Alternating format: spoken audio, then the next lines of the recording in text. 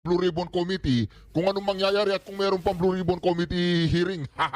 Balita ko, wala na eh. Ayan mga reaction, pinanatan po niya dyan siya, no, si Ping. I did not know the Discayas, and that was the first and only time outside the Blue Ribbon Committee hearing that I met them. Ano po sabi niya, no? Are you sure? Are you sure? I thought you, Congressman Roy Loyola and Josh Moica, were good friends with Discaya. Nako, mga ka-reaction, eh, sinasabi natin eh.